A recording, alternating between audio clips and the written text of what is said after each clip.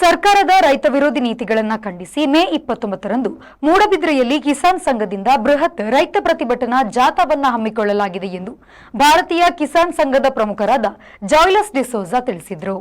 ಅವರು ಬುಧವಾರ ಪ್ರೆಸ್ ಕ್ಲಬ್ನಲ್ಲಿ ನಡೆಸಿದ ಪತ್ರಿಕಾಗೋಷ್ಠಿಯಲ್ಲಿ ಮಾಹಿತಿಯನ್ನು ನೀಡಿದರು.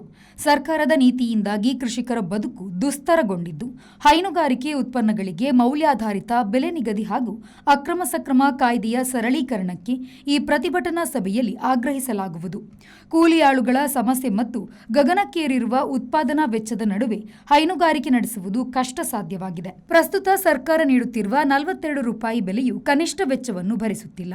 ಆದ್ದರಿಂದ ಪ್ರತಿ ಲೀಟರ್ ಹಾಲಿಗೆ 65 ರೂಪಾಯಿ ಮೂಲ ಬೆಲೆಯನ್ನ ನಿಗದಿಸಬೇಕು ಹಾಗೂ 15 ರೂಪಾಯಿ ಪ್ರೋತ್ಸಾಹಧನವನ್ನ ನೀಡಬೇಕು ಎಂದು ಅವರು ಒತ್ತಾಯಿಸಿದರು. ರಾಜ್ಯ ಸರ್ಕಾರ ಅಕ್ರಮ ಸಕ್ರಮ ಕಾಯ್ದೆಗೆ ತಂದಿರುವ ತಿದ್ದುಪಡಿಗಳಿಂದಾಗಿ ಕೃಷಿಕರಿಗೆ ಭೂಮಿ ಮಂಜೂರು ಮಾಡಿಸಿಕೊಳ್ಳಲು ತೊಂದರೆಯಾಗಿದೆ.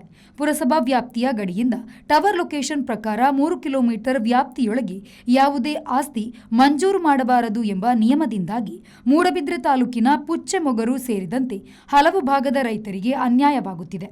ಈ ನಿಯಮವನ್ನು ಬದಲಾಯಿಸಬೇಕು ಮತ್ತು ಡೀಮ್ಡ್ ಫಾರೆಸ್ಟ್ ಜಾಗದಲ್ಲಿ ಕೃಷಿ ಮಾಡುತ್ತಿರುವ ರೈತರಿಗೂ ಭೂಮಿ ಮಂಜೂರು ಮಾಡಬೇಕು ಎಂದು ಪತ್ರಿಕಾಗೋಷ್ಠಿಯಲ್ಲಿ ಆಗ್ರಹಿಸಲಾಯಿತು.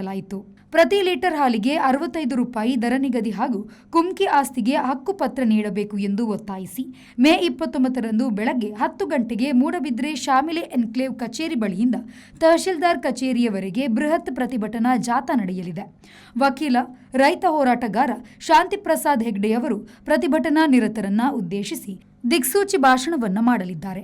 ಆದರೆ ಇಲ್ಲಿ 42 ರೂಪಾಯಿ ಕೊಡುವುದರಿಂದ ರೈತರಿಗೂ ಈಗ ಯಾರಿಗೂ ದನ ಸಾಕಿ ಹಾಲು ತೆಗೆಯುವಂಥ ಭಾರಿ ಕಷ್ಟ ಸಾಧ್ಯ.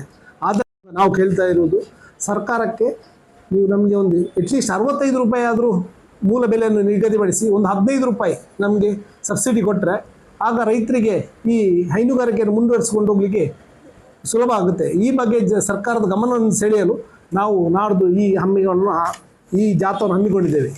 ಅದರೊಂದಿಗೆ ಅಕ್ರಮ ಸಕ್ರಮ ಕಾಯ್ದೆ, ರಾಜ್ಯದ ಅಕ್ರಮ ಸಕ್ರಮ ಕಾಯ್ದೆ ಮೊದಲು ಹೇಗಿತ್ತು ಅದಕ್ಕೆ ತುಂಬ ತಿದ್ದುಪಡಿಗಳನ್ನು ತಂದಿದ್ದಾರೆ.